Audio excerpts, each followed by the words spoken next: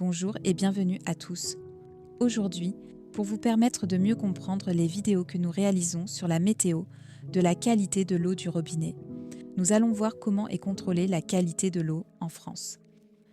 Tout d'abord, il faut savoir que l'eau potable est le produit le plus contrôlé en France. Les contrôles permettent de garantir la sécurité sanitaire, c'est-à-dire s'assurer que l'eau est potable. Ils viennent compléter tout un ensemble de règles techniques de protection et de prévention, de procédures administratives qui commencent dès la conception des ouvrages et pendant toute leur durée de vie. Un exemple concret est la mise en place d'aires de protection des captages. Il s'agit de zones strictement réglementées autour des puits ou des forages où l'on puise l'eau.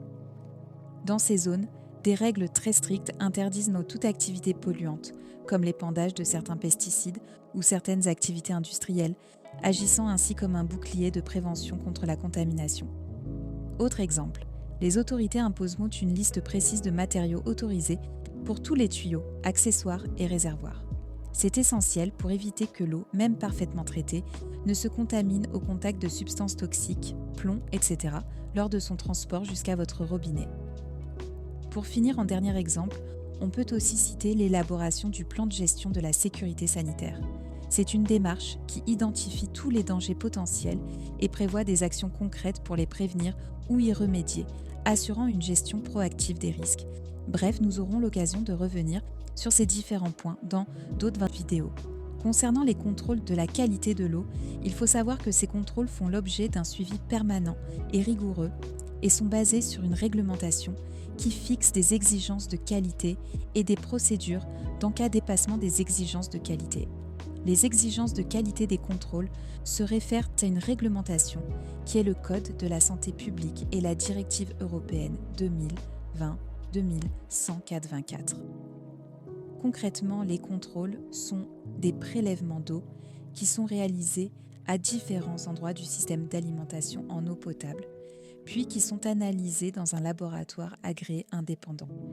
Il existe par ailleurs 2 niveaux de contrôle qui sont l'autosurveillance, ce sont les contrôles réalisés par les exploitants, et les contrôles sanitaires officiels réalisés par la ARS, car ce sont les agences régionales de santé qui sont responsables de l'organisation du contrôle sanitaire des eaux distribuées.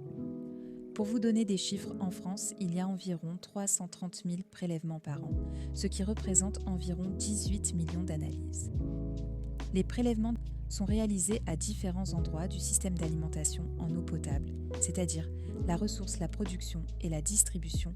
Nous, pour la météo de l'eau du robinet, nous utilisons les contrôles réalisés sur le réseau de distribution, c'est-à-dire au robinet.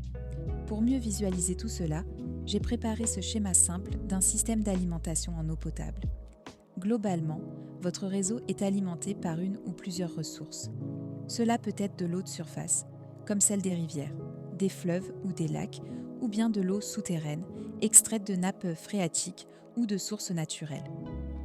Ensuite, cette eau est traitée dans une unité de production pour devenir potable. Certaines usines intègrent des étapes complexes de traitement comme de la filtration, de la coagulation ou de décantation pour éliminer les impuretés. D'autres, pour les eaux déjà relativement pures, se contentent d'une désinfection finale. C'est d'ailleurs cette étape qui ajoute souvent ce léger goût, ou cette odeur de chlore, grâce au chlore gazeux ou à la javel diluée, pour détruire les bactéries et virus potentiels.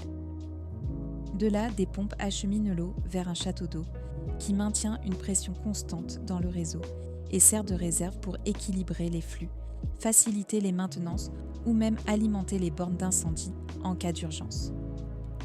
Enfin, le réseau de distribution sont les kilomètres de canalisation et de branchement qui livrent l'eau jusqu'à votre évier ou votre douche.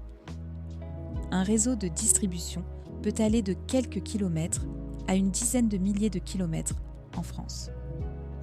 Ce qui rend ces contrôles si efficaces, c'est leur fréquence, adaptée à la taille de la population desservie. Selon la réglementation, on peut estimer que 90% des Français, cela signifie au minimum 12 prélèvements par an, soit 1 par mois. Comme vous pouvez le voir sur ce graphique officiel, plus la commune est grande, plus les contrôles s'intensifient pour une protection proportionnelle aux enjeux. Une fois prélevés, ces précieux échantillons sont immédiatement envoyés dans des laboratoires pour des analyses extrêmement détaillées, regroupées en 4 grandes catégories. La première, et sans doute la plus vitale, concerne les paramètres microbiologiques. C'est là que les scientifiques recherchent toute trace de contamination invisible, principalement des bactéries qui indiquent un risque de maladie. Ils tractent spécifiquement des organismes comme les coliformes ou les entérocoques. Pour parler sans filtre, imaginez que ces analyses vérifient qu'il n'y a absolument aucune trace de contamination fécale, un risque d'infection intestinale grave si ces seuils ne sont pas strictement respectés. La deuxième catégorie, celle des analyses chimiques, s'attaque aux substances indésirables qui pourraient être dangereuses à long terme. On y traque les nitrates provenant des engrais agricoles, les résidus de pesticides, le plomb qui pourrait s'échapper de vieilles canalisations ou encore de polluants particulièrement surveillés, les PFAS, ces fameux produits chimiques éternels, issus de l'industrie, et les composés chlorés volatiles, souvent liés au traitement de désinfection. Ensuite, nous avons les propriétés organoleptiques et physiques. Cette catégorie est celle du confort de l'eau. Elle s'intéresse à ce qui est directement perceptible, le goût, l'odeur et la couleur. On y mesure aussi la dureté, liée au calcaire, qui, bien qu'inoffensif pour la santé, peut laisser des dépôts dans vos bouilloires et machines à café.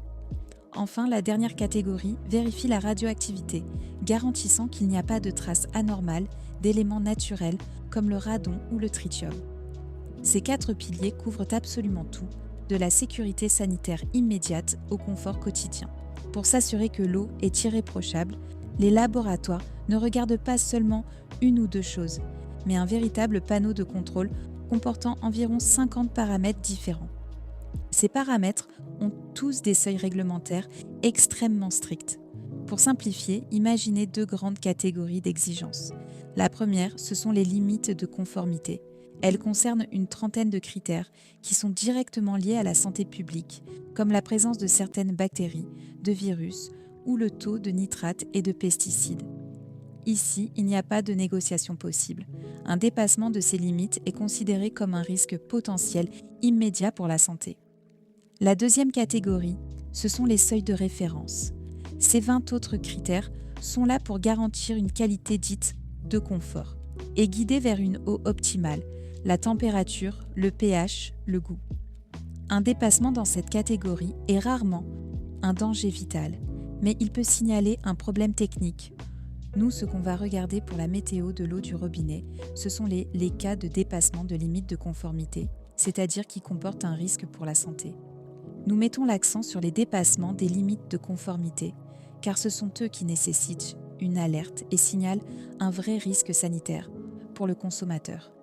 Si les analyses révèlent un non-respect des normes, le système d'alerte se déclenche immédiatement. C'est une procédure très stricte et bien rodée pour garantir votre sécurité. La première étape est l'alerte immédiate envoyée à l'Agence régionale de santé, ARS. L'ARS devient le chef d'orchestre de la crise et informe sans délai toutes les autorités concernées, le préfet, les maires des communes concernées et l'exploitant du réseau. La réponse dépend de la gravité de la situation. On ne réagit pas de la même manière face à la détection d'une bactérie dangereuse nécessitant une action immédiate que face à un excès mineur, comme une trop grande dureté de l'eau. Viennent ensuite les investigations complémentaires. De nouveaux prélèvements d'eau sont effectués très rapidement pour confirmer l'anomalie et surtout pour en trouver la cause exacte. Est-ce une pollution locale, un problème à l'usine de traitement ou une fuite dans une canalisation ? Une fois la cause identifiée, des mesures correctives sont mises en place sans délai. Cela peut aller du renforcement du traitement de l'eau à la réparation urgente d'une partie du réseau ou, dans les cas extrêmes, à une coupure temporaire de l'alimentation. Pendant toute cette période, l'information du public est essentielle. La population est tenue informée, souvent via la mairie, des communiqués de presse ou des affichages, surtout si des restrictions d'usage sont requises. Le but est de résoudre le problème et de rétablir une eau de qualité conforme le plus rapidement possible. Pour conclure, si vous voulez en savoir plus sur la qualité de votre eau, commencez par suivre cette chaîne. Je vous livre un aperçu mensuel national, clair et synthétique. Pour des détails locaux, consultez votre facture d'eau. Elle inclut souvent les résultats récents des analyses. Vous pouvez aussi explorer le site du ministère de la Santé avec sa cartographie interactive ou la recherche par commune. Et n'oubliez pas les sites des ARS régionales qui publient des rapports exhaustifs. Merci d'avoir regardé cette vidéo. N'hésitez pas à liker, commenter et vous abonner pour ne rien manquer. À bientôt pour le prochain bulletin.